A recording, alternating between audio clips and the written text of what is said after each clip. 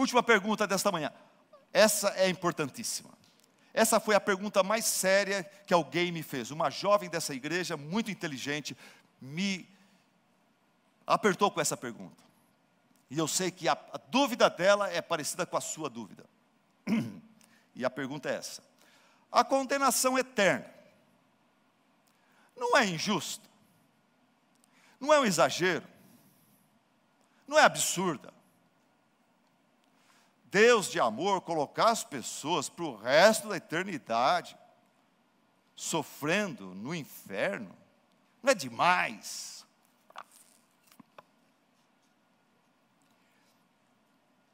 Logo depois que essa jovem fez essa pergunta para mim, eu prometi que eu daria a resposta de púlpito.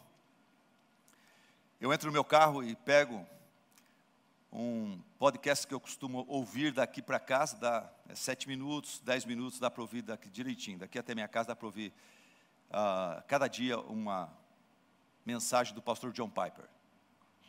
E a pergunta que fizeram para o John Piper naquele podcast era justamente esta. Uma moça falou assim: pastor, sei que não sou perfeita, mas tenho dificuldade de me ver como pecadora depravada e merecedora do tormento eterno. Será que eu mereço o inferno simplesmente porque, quando eu era criança, desobedeci meu pai, colava na prova e mentia para a professora? Eu sei que há muita violência e crueldade no mundo, tipo racismo, corrupção, assassinato, estupro, guerra. Mas a maioria das pessoas não são tão más assim. Por isso, eu tenho dificuldade de entender a necessidade da morte de Cristo e da existência do inferno com tormento eterno.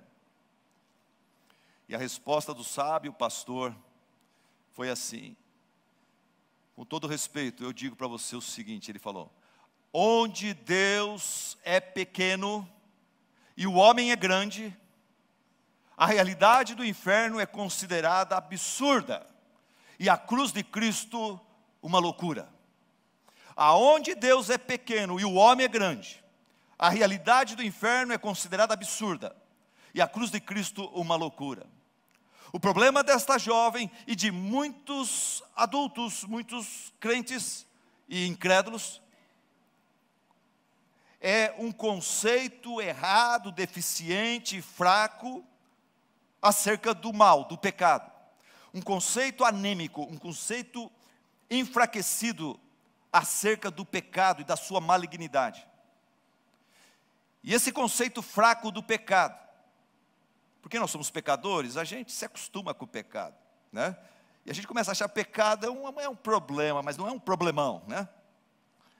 E a gente costuma a ver o pecado, a definir o pecado apenas em termos horizontais e não verticais. Costumamos ver o pecado, como essa moça fala na sua pergunta: pecado é desobedecer os pais, é colar na prova, é mentir para a professora. Pecado é racismo, é corrupção, assassinato, guerra, coisa que pecador comete contra outro pecador. Irmãos, se o nosso conceito de pecado é só o que eu faço contra você, você faz contra mim, então é um conceito que é apenas horizontal, é um conceito que elimina Deus da equação. Irmãos, se Deus não existe, nem Hitler mereceria uma condenação eterna no inferno. Pois os pecados que Hitler cometeu, ele cometeu contra um número finito de seres humanos finitos, em importância e valor. Se Deus não existe, Hitler e eu e você somos frutos do acaso, nós não temos valor infinito. Nós não fomos criados à imagem e semelhança de Deus. Então, se você tira Deus da equação do pecado, não podemos julgar e condenar Hitler para sofrer eternamente pelos seus pecados contra a humanidade. O que eu quero dizer com isso é o seguinte: Sérgio Cabral, ex-governador do Rio de Janeiro, roubou muito o Rio de Janeiro. E ele está sendo condenado já a 280 anos de prisão, de reclusão. O Hitler, se fosse condenado pela justiça brasileira, ele seria condenado a milhões de anos, mas não por toda a eternidade, pois ele matou um número finito de seres humanos infinitos. Ele pegaria talvez 80 milhões de anos no inferno, mas nunca a eternidade toda.